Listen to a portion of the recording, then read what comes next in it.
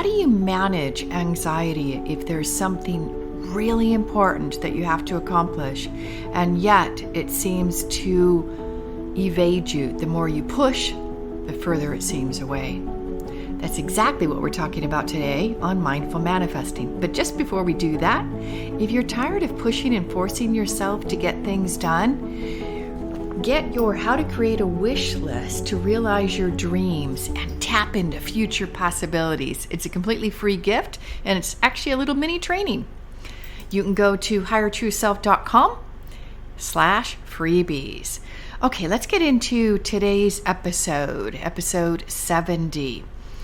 And let's get real. I think everyone I have talked to, friends, clients, family, they're under pressure. Almost like a sense of being squeezed. And we think, there can't be anything more that could happen in our life. We just finally got to a balance. But then something else will happen. And just as we're adapting to the last thing that happened, we've got our balance and our stability, there's another pressure.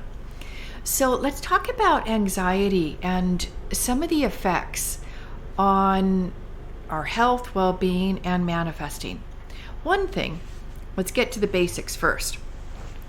So anxiety can be defined as high beta brainwaves. So if we look at the brainwaves from beta, a little bit lower is alpha, a little bit lower than that is theta, and then there's delta. Delta is when we're actually asleep, and that could be dream state, more or less. Obviously, I'm not a neuroscientist, but let's look at that in terms of how we live our life and how our brain functions, and when we're in a particular state, what's possible. Okay, so let's talk about beta. Most of us live at a level of low beta as we go through our life. We're making decisions, we're going to work, we're driving the car, we're having conversations, we're handling problems. And low beta, we can function. We're kind of used to it in a way. It's maybe not the optimal way our brain should run and how we should run, but we're used to it. Now, what happens when we get into high beta?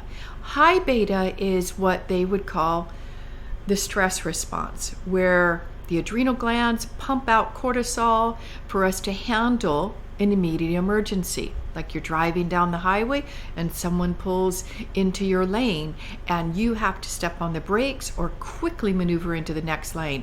And your heart's pounding like, whoa, that was close, almost had an accident. Well, that would be high beta. And it's there for a reason. It stimulates the blood flow to our extremities to respond very quickly to whatever's coming at us. It takes it away from our digestive system and from the area of our body that's recuperation, repair. So that thing happened. We successfully navigated the highway. We didn't get in a car accident. So we've kind of shaken it off like an animal, who's a dog's coming at them barking, and the dog receives the barking, walks away and shakes it off. You'll literally see them shake it off, that stress. It's like that energy flies off of them. But what happens if it's a continual stress, continual unsolved problem? That's where what we would call anxiety. It's something that we have not had the possibility of resolving. We don't know how to do it, and it kind of gets pushed to the back burner, but not really, because our unconscious mind will have that at top of mind awareness at all times. So the moments when we would like to relax, maybe have an intimate moment with a loved one, or go out with friends, or go to sleep. The unconscious mind, once we start to relax, and this is interesting, it can get our attention because we're no longer in that high beta state that we are now relaxing, which means we're dropping down into alpha. And alpha is where a lot of times people are targeting when they meditate. The Silva mind control from Jose Silva way back when, I think that might have been in the 1980s or 90s, and he was getting people into an alpha state of consciousness to create peacefulness in their body, solve problems, and make changes.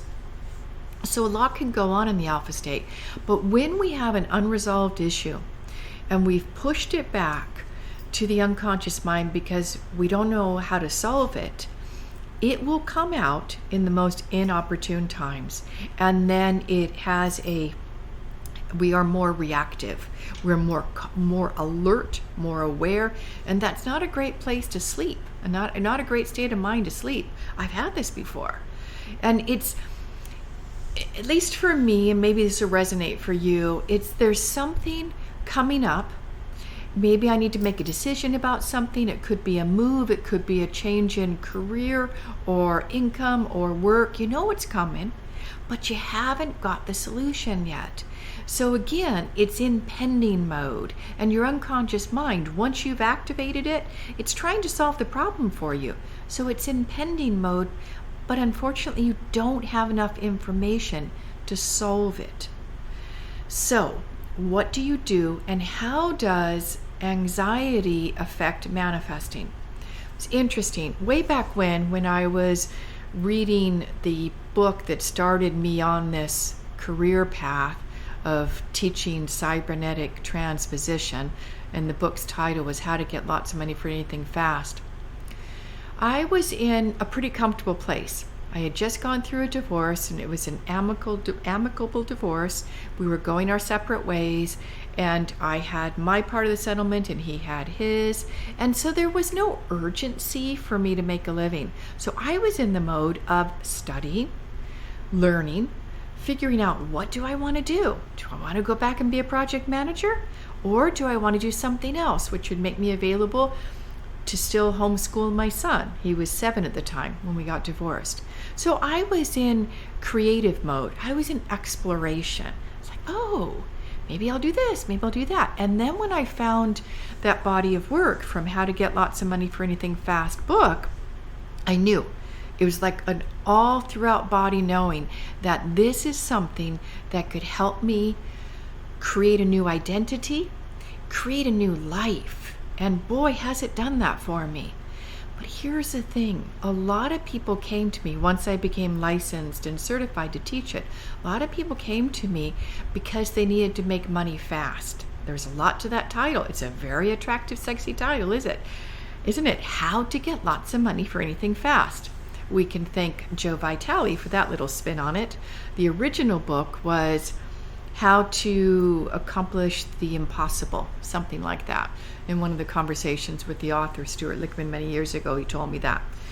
So they would come to me, they were inspired by the book, they read it like me, and they knew it would work for them.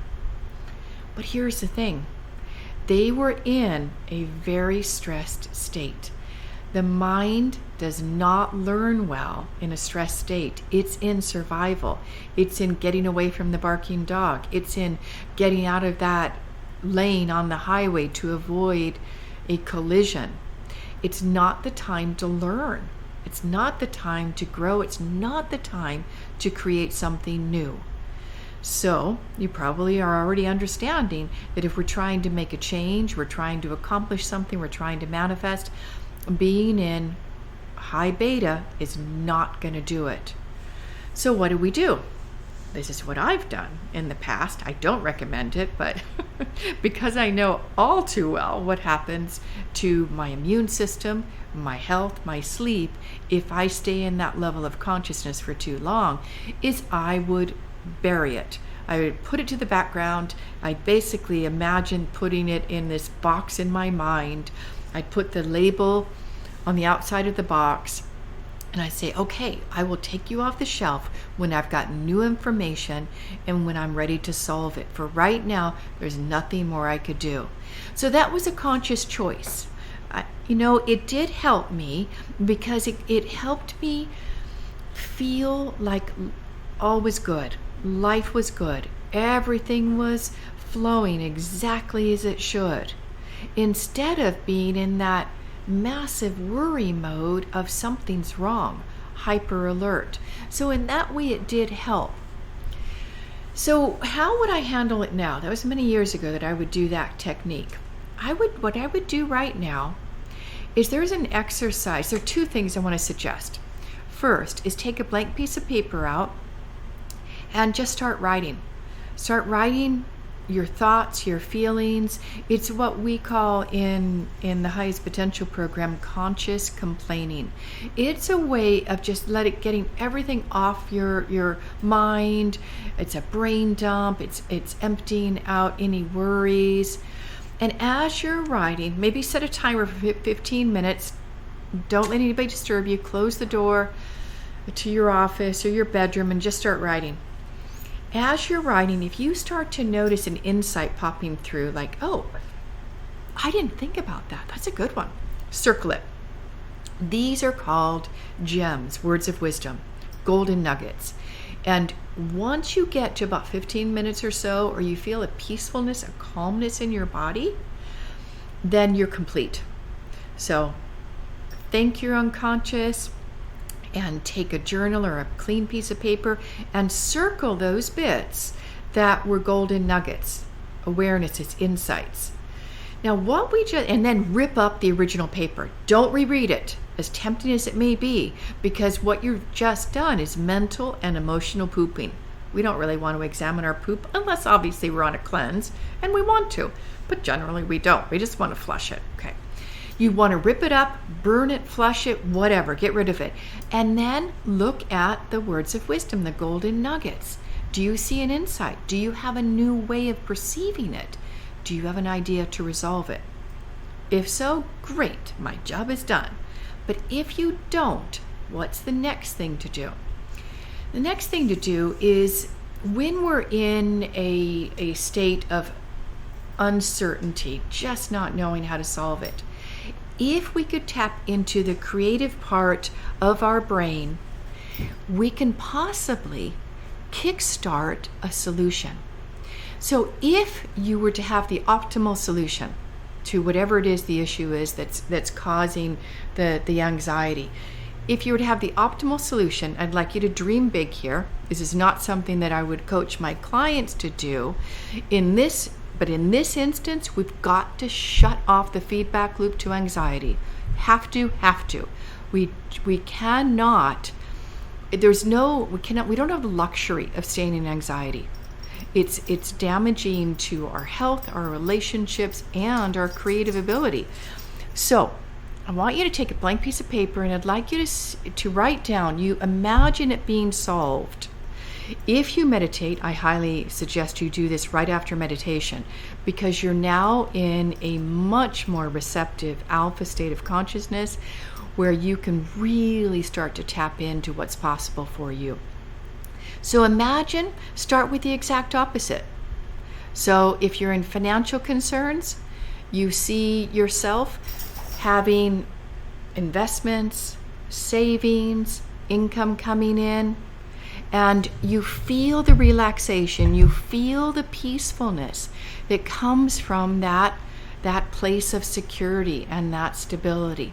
Or if it's a relationship is wrapping up and you really love the person, you just can't imagine life without them. It's not wise to hold on to what is in the inevitable, but could you imagine feeling that way about somebody else? If you know the relationship is ending, could you take the bits that were good and then create a vision for your future? So sometimes there are moments in our life that are just plain grief. There's a loss. What do we do with that? We can celebrate the wonders of it, whatever it was that you were experienced that you loved about that area of your life that you've just gone through a loss, and really tap into gratitude. This has shifted my consciousness more than I can tell you. It's just really feel the gratitude. Maybe it was the loss of a loved one, a family member or a beloved pet or a loss of a job or a loss of a teammate if you're self-employed and you work with someone. Tap into how grateful you are to have had that time with them, and really see that these feelings of loss and despair are not, I'm not saying this to be mean. I'm really not. I've gone through an incredible amount of loss over this last year and a half, more than I think most humans would have gone through in this short time. What I noticed is there was a selfishness about my grieving. This shouldn't happen. Why did that happen? There's something I should have done to avoid it. So a self-centeredness, not selfish, I take that word back, but self-centered. Like, I should have done something differently. I could have fixed it.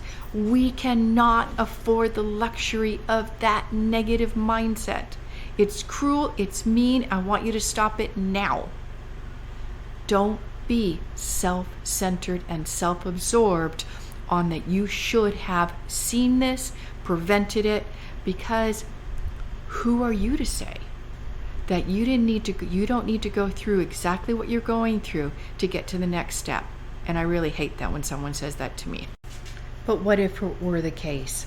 If you can think back to the time where you experienced anxiety or a loss, and then all of a sudden something comes in, window opens, and a new opportunity flows in.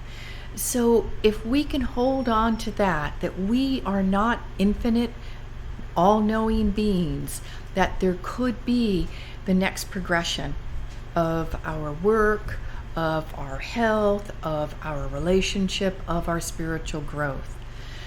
So as we start to wrap up, I'd like to share one more tip. Meditate, meditate, meditate.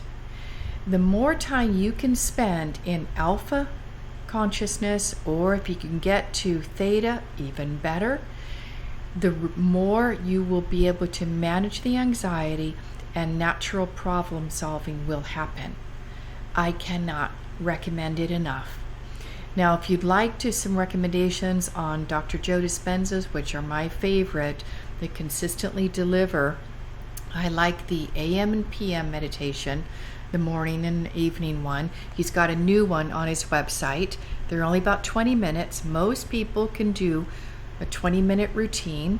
I recommend, if you can do it morning and night, awesome, because as you prep for sleep in the night, that's going to give your unconscious mind a straight shot at creating well-being, health, and potentially solve problems for you as you sleep.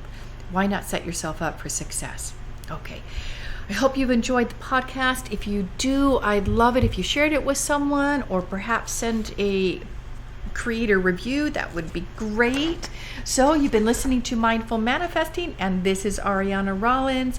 And again, if you're tired of pushing and forcing yourself to get things done, go get your How to Create a Wish List to realize your dreams. It's completely free. And I tell you what, that exercise in there, the wish list, I do it regularly, and it shifts my state of mind out of any worry mode into hope and possibility.